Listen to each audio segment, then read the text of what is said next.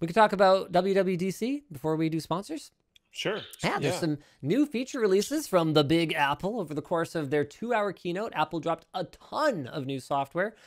This was during WWDC, and some of the top ones on the list include FaceTime on Android, content sharing in FaceTime with SharePlay, a VPN-like feature in, I think they mean VPN here, in iCloud Plus, Macs that can now have their displays extended with AirPlay on Mac, and a complete redesign of Safari across iOS and macOS. Boy, was that ever overdue. Apple's Assistant Siri is also coming to third-party devices. Oh, thank goodness. I was hoping for a second-rate virtual assistant on my other devices.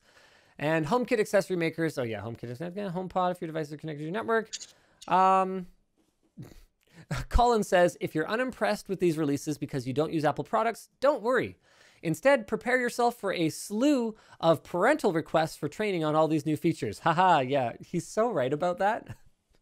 You know what, though? That's absolutely going to be a thing. That's actually something Apple does really well and that I really appreciate. My aunt and uncle owning iPhones is probably the best thing for my mental health, like in my life. Because my mom always, no matter how many years she had it, had problems with her Android phone. And within, I believe, hours of having an iPhone, just got it. Just understood. No problem. That's not even the bigger issue for me because my aunt and uncle didn't get it right away. But, man, my uncle's on a first-name basis with half of the Apple Store staff near his house because he goes in for their training sessions all the time. Oh, okay. And then he goes home. He's retired now, right? And then he goes home. I'm going to turn him into a tech reviewer. You just wait. So he goes home and he teaches my aunt how to do it.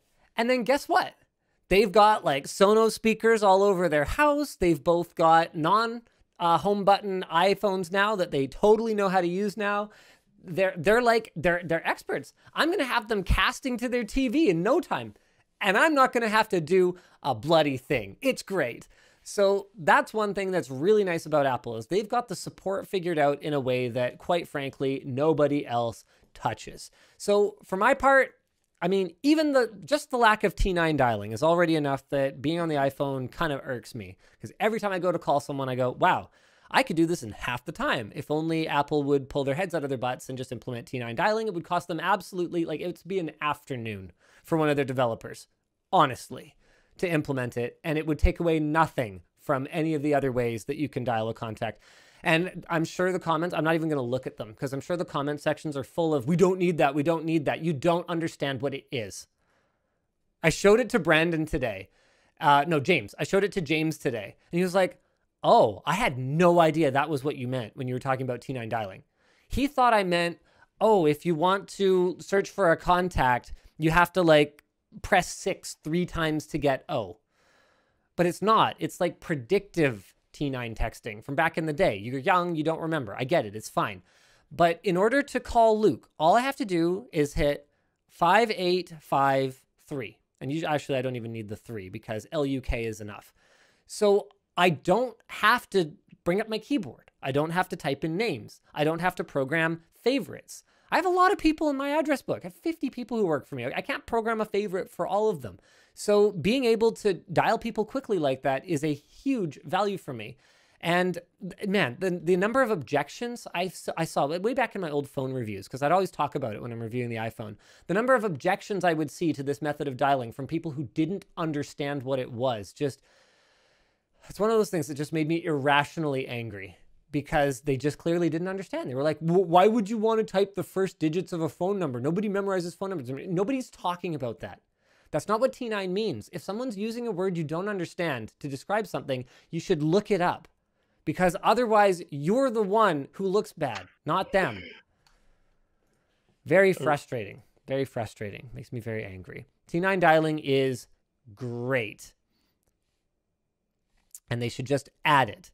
But that's what drives me crazy about Apple in general, is it's like this attitude that if it's not their idea, it's not a worthwhile idea, no matter how meaningfully better it would be for their users. Yeah, Astera says, iPhone doesn't have that? Question mark, exclamation mark. Exactly. Literally in an afternoon, they could figure that out. It's a local lookup. I mean, it wouldn't be all that much more, but it would definitely be more than an afternoon because I'm sure their development pipeline is super heavy. I bet someone could have a draft done in an afternoon, Luke. Yeah. You're literally just... It wouldn't be ready for release in that amount of time. No, I didn't. Okay, I didn't say released. I didn't say released. There's more, there's more man hours that go into pushing code than that, but whatever. Yeah, if you want to know how Luke's paid, it's not by words he says on WAN Show. It's by delivering projects. So he's got a vested interest in convincing me that development is very difficult. So I'm saying at a company like that, it's going to be really heavy. Based on everything he's told me over the last 4 years, as far as I can tell, it's completely impossible. It cannot be done. Nope, nothing can ever be developed. Especially not a feature-rich video streaming platform without just hooking into expensive back-end infrastructure like AWS. Okay, legitimately, that's very hard to build. Okay. And you know what else is hard? Telling you about our sponsors. All right, the show's brought to you... You didn't even talk about FaceTime. Oh, FaceTime. Yeah, I mean, yeah, I kind of was ranting about FaceTime. I was ranting about this in the pre-show because it's just the perfect example of Apple's kind of listening to customers' needs, but also in their own uniquely you kind of way, Like, hey, we've got FaceTime on Android, but it's in a browser. Yeah, woo! It's like, something I couldn't tell, but was trying to look up. Yeah, and maybe I just didn't find the right thing on this, whatever. But it says you can. The documentation that I read on one random review site. So I'm pulling a lot off of this one little bit of text, but it said that you can join a FaceTime call on Android if you have a link. It didn't. So it's through a browser. Yeah. So you can't start a call there? No, I don't believe so. You have to be invited over. Oh, that's so classically Apple. Okay. It's like, oh yeah, we recognize this need for people to connect to their families. So we decided to solve that problem in the most uniquely, we don't actually care and we just want to tick it off as a checkbox, I guess. I don't even know if they want to tick it off as a checkbox. I actually don't know. I actually can't understand what the point of doing it this way was. We want to make sure that people in certain regions where iPhone is more popular can just stay on FaceTime and don't have to install another video messaging client. I think it's about that simple. Right. It's very transparent. If they wanted the experience to actually be any good, they would make a FaceTime app for Android, which of course they're not going to do because they admitted in the Epic versus Apple trial that they withhold features from Android, like iMessage, which was what the discussion was actually focused around. They withhold features from Android so that they can prevent parents who can afford premium iPhones for themselves from buying cheapo Androids for their kids.